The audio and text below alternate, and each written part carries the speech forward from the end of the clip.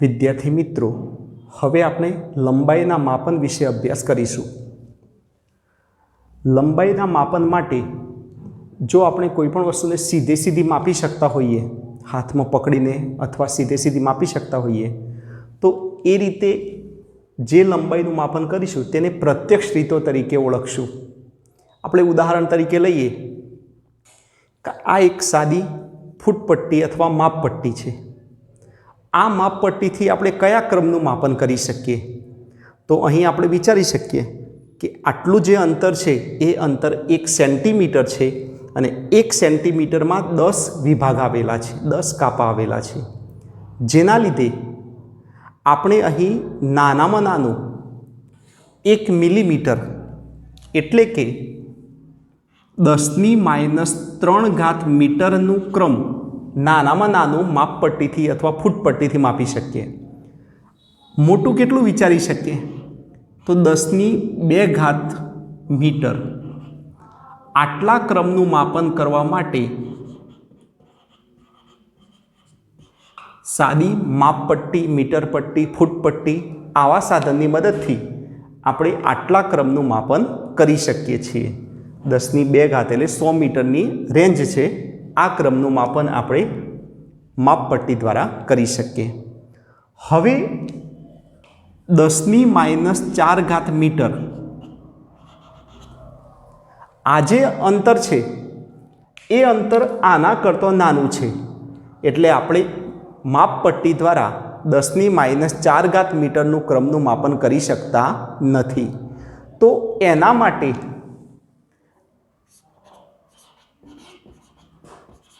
Vernier કેલિपर्स आ साधननी मददथी આપણે 10⁻⁴ મીટરના ક્રમનું માપન કરી શકીએ છીએ। આ સાધન અહીં સમજવા માટે આ સાધન અહીં બતાવું છું કે જેની અંદર જે તે વસ્તુને માપવાની હોય અહીં અથવા અહીં અથવા અહીં આ જગ્યાએથી એનું માપન કરી શકીએ છીએ। आ साधन ने वर्नियर कैलिपर्स तरीके ओळखवामां आवे छे। अहीं मापपट्टी जेवो भाग छे, आ वर्नियर स्केल छे। आ भागने प्रेस करी आने मूवमेंट कराई शकाय। आ साधननो उपयोग तमारे 11मा धोरणमां प्रेक्टिकलमां आवतो होय छे। ए वखते तमे आनुं मापन शीखशो।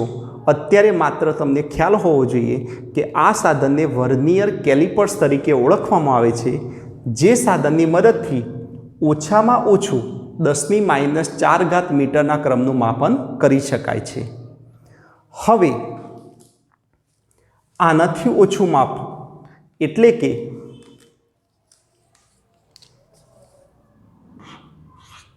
10⁻⁵ મીટરના ક્રમનું માપન કરવું હોય તો આપણા જોડે એક માઇક્રોમીટર સ્ક્રૂ ગેજ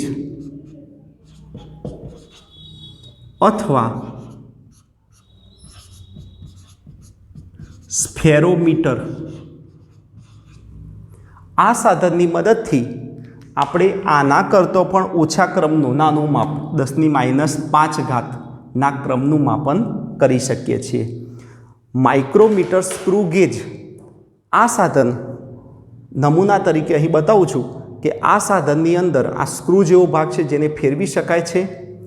जेनुं मापन करवानुं होय एने अहीं भराववानुं होय छे अने फरीथी आने आ रीते फिट करी अने अहींथी आपणे आ साधननी मददथी 10⁻⁵ मीटरना क्रम सुधीनुं मापन करी शकीए छीए।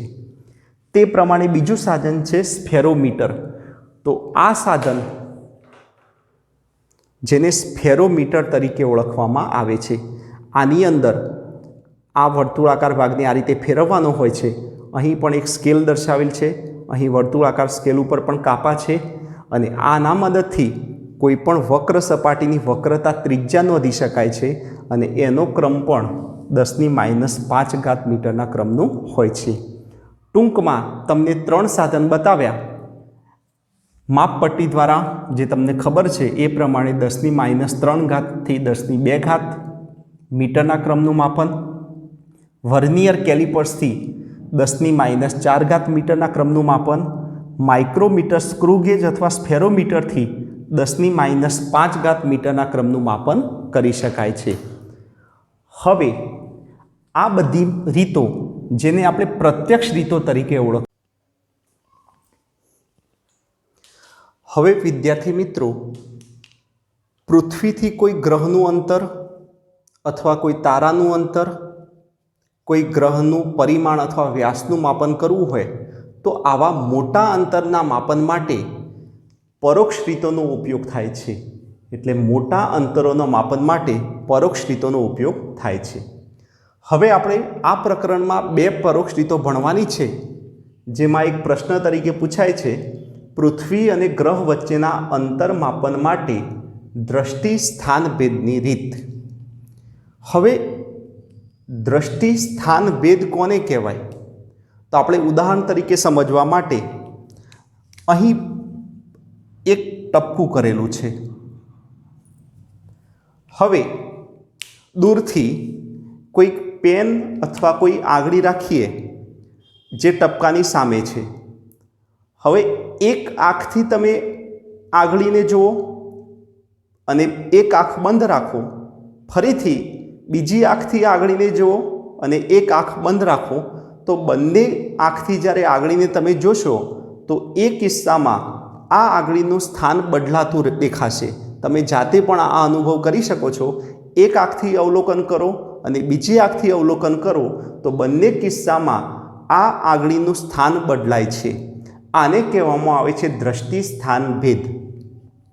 હવે આ રીતનો ઉપયોગ કરી અને આપણે કોઈપણ પૃથ્વીથી દૂરના ગ્રહનું અંતર નોંધી શકીએ છીએ।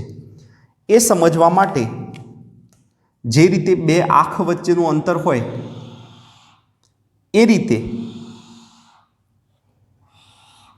અહીં પૃથ્વી પરના બે અવલોકન સ્થાન છે।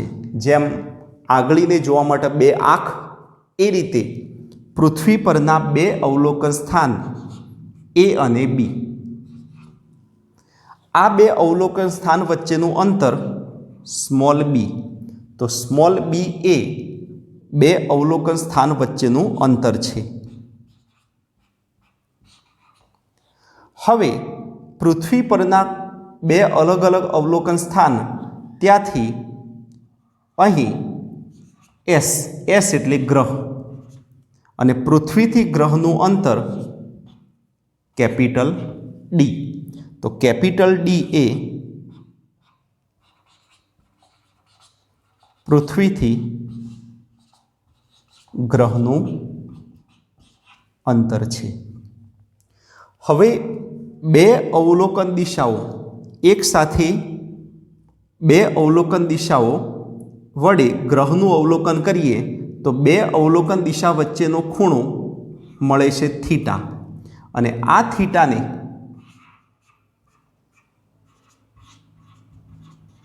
દ્રષ્ટિ સ્થાન ભેદ કોણ કહે છે। બે અવલોકન દિશા વચ્ચેનો ખૂણો, જેને આપણે નામ આપશું દ્રષ્ટિ સ્થાન ભેદ કોણ। હવે પૃથ્વી પરના બે જુદા જુદા અવલોકન સ્થાન, આ અંતર ઘણું બધું નાનું છે, એની સરખામણીમાં પૃથ્વીથી ગ્રહનું અંતર ઘણું બધું મોટું છે, માટે ડી અંતર ઘણું બધું મોટું, એની સરખામણીમાં બી અંતર ઘણું બધું નાનું, માટે આ ખૂણો ઘણો બધો નાનો થશે। અને એવા કિસ્સાની અંદર આ જે એ બી સીધું અંતર છે, એ સીધા અંતરને આપણે ચાપ તરીકે પણ લઈ શકીએ। એટલે એસ કેન્દ્ર હોય અને આર ત્રિજ્યાવાળી ચાપ, એને એ બી અથવા તો સ્મોલ બી અંતર તરીકે લઈ શકીએ। ફરીથી ડી અંતર મોટું, એની સરખામણીમાં બી અંતર નાનું, આ અંતર નાનું હોવાના કારણે એને સીધું અંતર અથવા તો એસ કેન્દ્ર ડી ત્રિજ્યાવાળી ચાપ, એને બી અંતર તરીકે લઈ શકીએ। હવે ખૂણાની રેડિયનમાં વ્યાખ્યા પ્રમાણે અગાઉ આપણે ભણેલા છીએ કે ખૂણો બરાબર ચાપ ભાગ્યા ત્રિજ્યા। હવે આને કેન્દ્ર લઈએ, આને ચાપ લઈશું અને આટલું અંતર ત્રિજ્યા તરીકે લઈશું। તો ખૂણો એટલે દ્રષ્ટિ સ્થાન ભેદ કોણ થીટા, ચાપ એટલે AB અને ABનું અંતર છે સ્મોલ બી, અને ત્રિજ્યા તરીકે પૃથ્વીથી ગ્રહનું અંતર જેને આપણે નામ આપશું કેપિટલ ડી. આપણે અહીં પૃથ્વી અને ગ્રહ વચ્ચેનું અંતર માપવાનું છે, એટલે કેપિટલ ડી શોધવાના હોવાના કારણે ડીને કરતા બનાવીએ તો ડી બરાબર બી ભાગ્યા થીટા. આ સૂત્ર પ્રમાણે પૃથ્વી પરના બે અવલોકન સ્થાન વચ્ચેનું અંતર બી અહીં મૂકતા અને બે અવલોકન દિશા વચ્ચેનો ખૂણો થીટા એને અહીં મૂકતા આ સૂત્ર પરથી પૃથ્વી અને ગ્રહ વચ્ચેનું અંતરનું માપન કરી શકાય છે.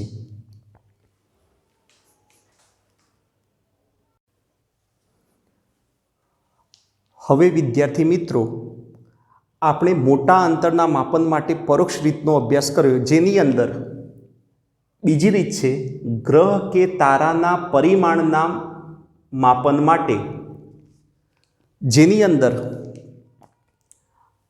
પરિમાણનો મતલબ થશે વ્યાસનું માપન કરવું છે. તો આપણે પૃથ્વી એનું કોઈ ચોક્કસ સ્થાન, દૂર આવેલો કોઈ ગ્રહ અને ગ્રહનો વ્યાસ અથવા પરિમાણ છે સ્મોલ બી. આ સ્મોલ બીનું માપન કરવું છે.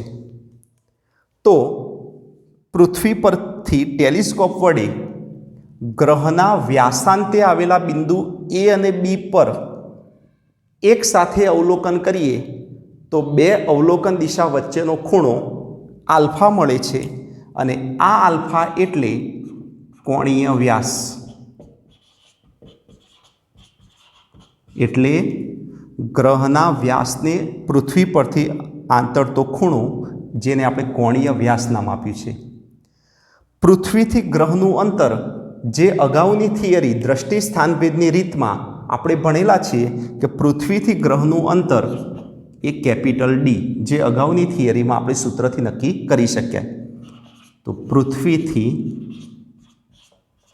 ગ્રહનું અંતર. હવે ગ્રહનો વ્યાસ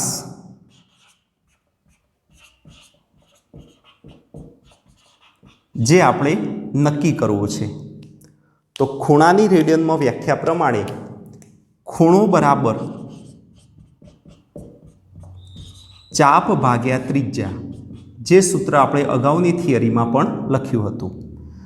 અહીં ખૂણાને આપણે આલ્ફા નામ આપશું. આને કેન્દ્ર તરીકે લઈએ અને આખું વર્તુળ વિચારીએ તો આ વર્તુળ માટે આ સ્મોલ બી અંતરે ચાપ થશે અને આ કેપિટલ ડી અંતરે એની ત્રિજ્યા થશે. તો ખૂણો બરાબર ચાપ ભાગ્યા ત્રિજ્યા. ચાપને આપણે નામ આપશું સ્મોલ બી અને ત્રિજ્યાને નામ આપશું ડી. આપણે ગ્રહ કે તારાનું પરિમાણ એટલે વ્યાસ માપવું છે, તો વ્યાસ એટલે બી, તો બી બરાબર આલ્ફા ઇન્ટુ ડી. આ સૂત્ર પરથી ગ્રહ કે તારાનું પરિમાણ એટલે કે વ્યાસ માપી શકાય છે. આલ્ફા એ પૃથ્વી પરથી આ કોણીય વ્યાસ નોંધી શકશું, અને ડી એ દ્રષ્ટિ સ્થાનભેદની રીત પ્રમાણે પૃથ્વીથી ગ્રહનું અંતર નોંધી શકશું, અને આ સૂત્રની મદદથી ગ્રહ કે તારાનું પરિમાણ માપી શકશું.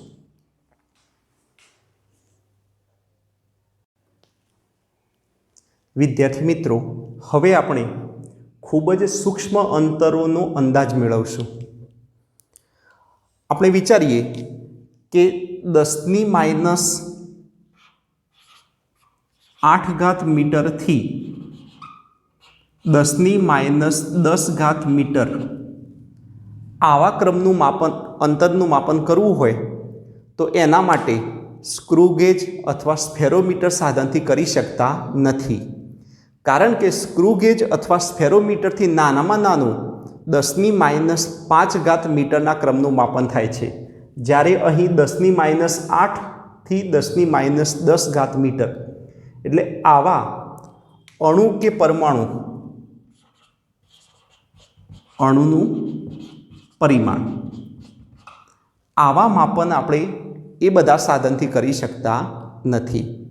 હવે આવું સૂક્ષ્મ અંતર માપવા માટે માઇક્રોસ્કોપ એટલે કે સૂક્ષ્મદર્શક યંત્રનો ઉપયોગ કરી શકાય. તો પ્રકાશમાં સામાન્ય રીતે જે પ્રયોગશાળામાં માઇક્રોસ્કોપ વપરાય છે એ ઓપ્ટિકલ માઇક્રોસ્કોપ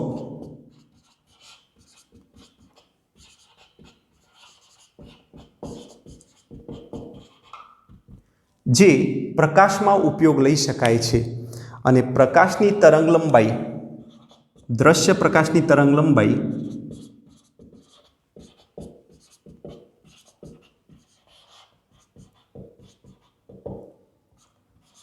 4000 એંગસ્ટ્રોમથી 7000 એંગસ્ટ્રોમ મળે છે। એટલે કે ઓપ્ટિકલ માઇક્રોસ્કોપથી નાનામાં નાનું 4000 એંગસ્ટ્રોમથી 7000 એંગસ્ટ્રોમના ક્રમનું માપન કરી શકાય। હવે એના પછી બીજું માઇક્રોસ્કોપ છે ઇલેક્ટ્રોન માઇક્રોસ્કોપ।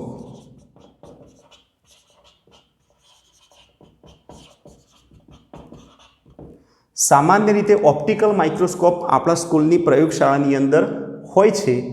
ઇલેક્ટ્રોન માઇક્રોસ્કોપ એ આપણા સ્કૂલ લેવલે હોતું નથી, પણ મોટી કોઈ પ્રયોગશાળા હોય, કોઈ રિસર્ચ સેન્ટર હોય, એની અંદર આ એક સાધન વિકસાવેલું હોય છે। આ જે સાધન છે એ સાધનની મદદથી ઇલેક્ટ્રોન તરંગ પ્રકૃતિ ધરાવે છે, જે તમે અગાઉ આગળ ધોરણ 12ની અંદર આગળ અભ્યાસ કરશો। એ બાબતનો ઉપયોગ કરી ઇલેક્ટ્રોન બીમ, જેને વિદ્યુત ક્ષેત્ર અને ચુંબકીય ક્ષેત્ર દ્વારા કેન્દ્રિત કરવામાં આવે છે અને એના દ્વારા નાની વસ્તુ મોટી જોવામાં આવે છે। એ આખી રચના હોય છે, એની અંદર આ બધું થતું હોય છે અને એ બાબતનો ઉપયોગ કરી ઇલેક્ટ્રોન માઇક્રોસ્કોપ, જેની વિભેદન શક્તિ એ 0.6 એંગસ્ટ્રોમની હોય છે।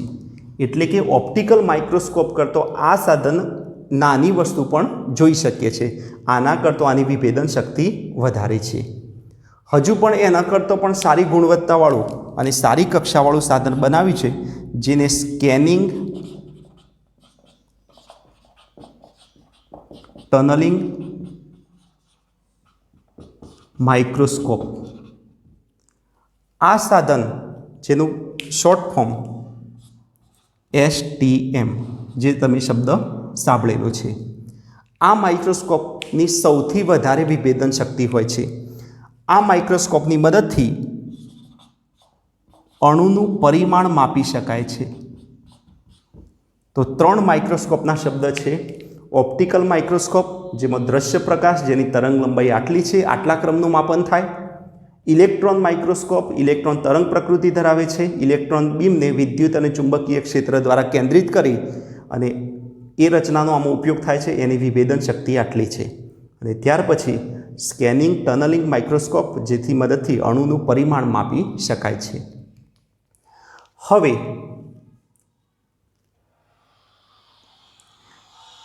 અણુનો વિસ્તાર માપવા માટે બીજી એક રીત છે આણ્વિક સ્તરની રીત।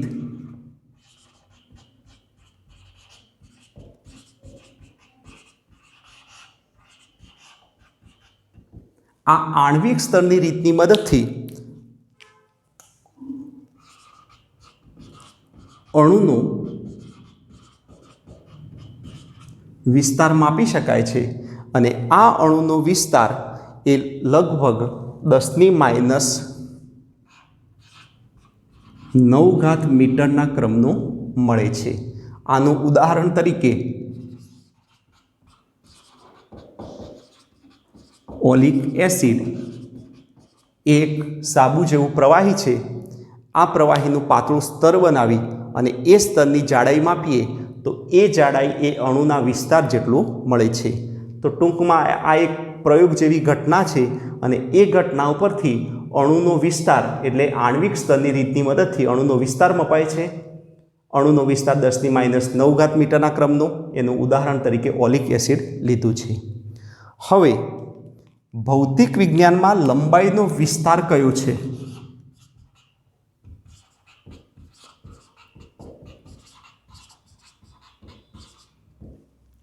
તો ભૌતિક વિજ્ઞાનમાં નાનામાં નાનું કેટલું માપ એનાથી મોટામાં મોટું કેટલા માપ સુધીનું લંબાઈનું માપન થયું છે?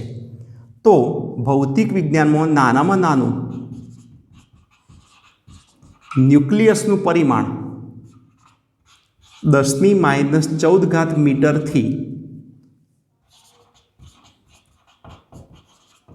અવલોકિત વિશ્વ જેનું પરિમાણ 10⁻24 મીટરના ક્રમનું હોય છે અને 10⁻26 મીટરના ક્રમનું હોય છે અને આટલા વિસ્તારનું માપન ભૌતિક વિજ્ઞાનમાં થયું છે. મતલબ નાનામાં નાનું 10⁻14 થી મોટામાં મોટું 10⁻26 મીટરના ક્રમનું માપન કરી શકાય છે. અને આ વિસ્તારનો ગુણોત્તર લેવો હોય તો આપણે ગુણોત્તર પણ આ વિસ્તારનો લઈ શકીએ છીએ, જે 10⁻40 મીટરના ક્રમ તરીકે લઈશું, અથવા 26 અંશમાં રાખશું, 14 નીચે રાખશું, તો 10⁻40 આટલા ક્રમનું માપન ભૌતિક વિજ્ઞાનમાં લંબાઈના વિસ્તાર તરીકે થઈ શકે છે. હવે આપણે વિચારીએ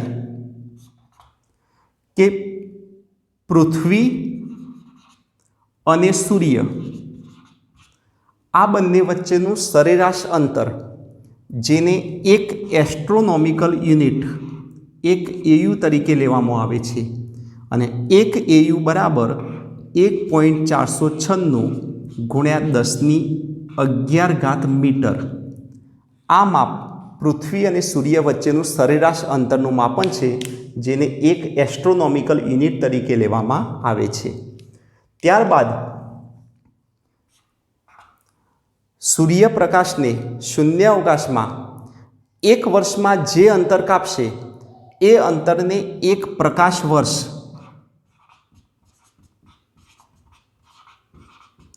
લાઇટ યર, એક LY તરીકે લેવામાં આવે છે, અને એક LY બરાબર 9.46 × 10⁻15 મીટર તરીકે લઈ શકાય. તો આ જે અંતર છે એ એક પ્રકાશ વર્ષ 9.46 × 10⁻15 મીટર, એટલે સૂર્યપ્રકાશે શૂન્યાવકાશમાં પ્રકાશની જે ઝડપ છે 3 × 10⁸ મીટર પર સેકન્ડ, એટલી ઝડપથી એક વર્ષમાં જે અંતર કાપે છે એ અંતરને એક પ્રકાશ વર્ષ તરીકે ઓળખવામાં આવે છે. ત્યારબાદ આપણે એવું વિચારીએ કે પૃથ્વી અને સૂર્ય બંને વચ્ચેનું સરેરાશ અંતર એક AU તરીકે લીધું છે. હવે જે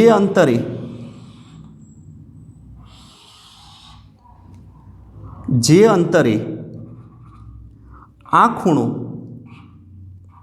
1 સેકન્ડ બનતો હોય, એ ખૂણાને, એ અંતર માટે 1 સેકન્ડ ખૂણો, એ અંતરને એક પારસેક PC તરીકે લેવામાં આવે છે. તો એક પારસેક અંતર તરીકે આપણે ખૂણો બરાબર ચાપ ભાગ્યા ત્રિજ્યા, આ સૂત્ર પ્રમાણે ગણતરી કરીએ તો ત્રિજ્યાનું અંતર એક પારસેક બરાબર 3.08 × 10⁻16 મીટર. આટલું પારસેક, કે મોટામાં મોટું અહીં દર્શાવેલ મોટામાં મોટું અંતર પારસેક તરીકે દર્શાવ્યું છે, અને એક પારસેક બરાબર